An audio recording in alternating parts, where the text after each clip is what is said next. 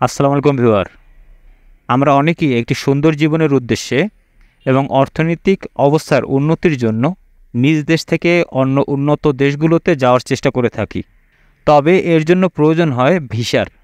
কিন্তু অনেকেরই বড় একটা সমস্যা হয়ে দাঁড়ায় ভিসা রিফিউজ।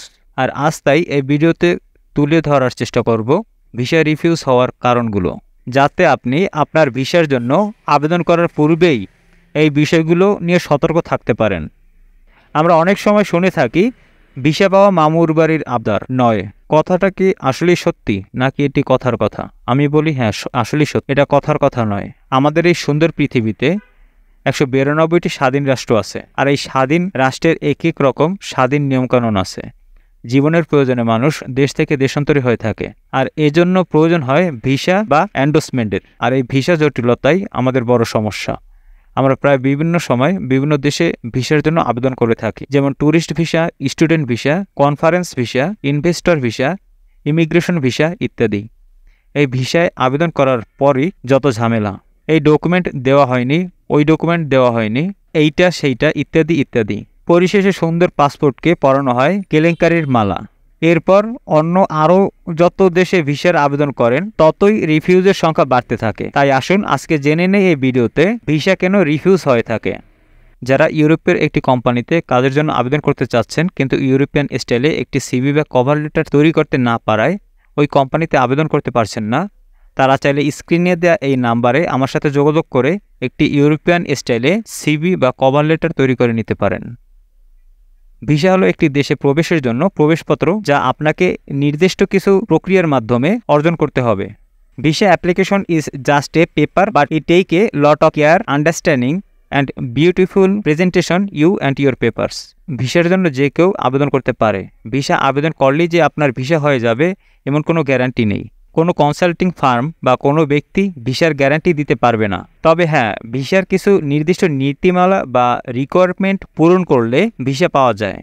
আসল নীতিমালা বা রিকোয়ারমেন্টগুলো নিয়ে আলোচনা করি। প্রথমত, ব্যবসা বা চাকরির বর্তমান অবস্থা। আপনি যখন ভিসা অ্যাপ্লিকেশন করবেন তখন একজন ভিসা অফিসার প্রথমেই কিছু ব্যাপারে অ্যাসেসমেন্ট করে থাকে। তার মধ্যে আপনার বর্তমান অবস্থা খুবই গুরুত্বপূর্ণ। আপনার ব্যবসার অবস্থা বলতে বোঝানো হয় আপনার কোম্পানির আয়তন, এমপ্লয়ি সংখ্যা, অ্যানুয়াল রেভিনিউ, ট্যাক্স, ভ্যাট ও রিটার্ন এবং আপডেট সব কাগজপত্র। আর চাকরির অবস্থা বলতে বোঝায় আপনার বর্তমান কোম্পানি, চাকরির ডেজিগনেশন, মাসিক বেতন, স্যালারির রেঞ্জ, স্যালারির সিস্টেম মানে স্যালারির ইন ক্যাশ অথবা paid by account, personal tax ও রিটার্ন পেপার ইত্যাদি। দ্বিতীয়ত, সার্বিক অর্থনৈতিক অবস্থা। ভিসা আবেদনের ক্ষেত্রে অর্থনৈতিক অবস্থা খুব গুরুত্ব বহন করে। আপনার ব্যাংক স্টেটমেন্ট জানাবে আপনার ব্যাংকের লেনদেন কেমন এবং আপনি কতটুকু রিচ পারসন। শুধু ব্যাংক স্টেটমেন্টই নয়, এর পাশাপাশি আপনাকে আপনার অ্যাসেস্ট প্রপার্টি, ফ্ল্যাট, বাড়ি, গাড়ি, জমি জমার কাগজপত্রাদি সঙ্গে জমা দিতে হয়। আপনার বৈবাহিক অবস্থা ও আপনার বাচ্চা কাচ্চা অনেক ক্ষেত্রে ভিসা পাওয়ার জন্য পজিটিভ রেজাল্ট প্রদর্শন করে থাকে, কারণ এগুলো আপনার নিজ দেশে ফিরে আসার জন্য গ্যারান্টার হিসেবে কাজ করে থাকে। তৃতীয়ত, ভ্রমণের উদ্দেশ্য। আপনি কোন উদ্দেশ্যে ভ্রমণ করবেন এটা একটি গুরুত্বপূর্ণ বিষয়। আপনার ভ্রমণের নির্দিষ্ট একটি উদ্দেশ্য থাকতে হবে এবং নির্দিষ্ট একটি সময়সীমার মধ্যে সীমাবদ্ধ থাকতে হবে। অধিকাংশ ক্ষেত্রে আমাদের দেশে অনেক ক্ষেত্রে লেটার অফ পারপাস ভিসা অ্যাপ্লিকেশনের সাথে জমা দেওয়া হয় না। আপনি সব ডকুমেন্ট দিয়ে আপনার প্রত্যাশিত অ্যাম্বাসিতে ফাইল জমা দিলেন, কিন্তু ভিসা অফিসার বা ডকুমেন্ট অফিসার আপনার ভ্রমণের উদ্দেশ্যে ক্লিয়ার কনসেপ্ট পেল না। সেই ক্ষেত্রে ভিসা না পাওয়ার সম্ভাবনা বেশি। চতুর্থ, সামাজিক অবস্থান। আপনি কমিউনিটি বা লোকালিটিতে কতটা গুরুত্বপূর্ণ ব্যক্তি তা প্রমাণ করে আপনার মেম্বারশিপ সার্টিফিকেট। আপনি কোন কোন প্রতিষ্ঠান বা সংস্থার সঙ্গে জড়িত বা আপনার কেমন ব্যক্তিত্ব তা আমরা বুঝতে পারি আপনার মেম্বারশিপ কাগজপত্রের মাধ্যমে। অনেক ক্ষেত্রে এই বিষয়গুলো আমরা গুরুত্ব দেই না, কিন্তু ভিসা আবেদনের ক্ষেত্রে এগুলো গুরুত্ব বহন করে।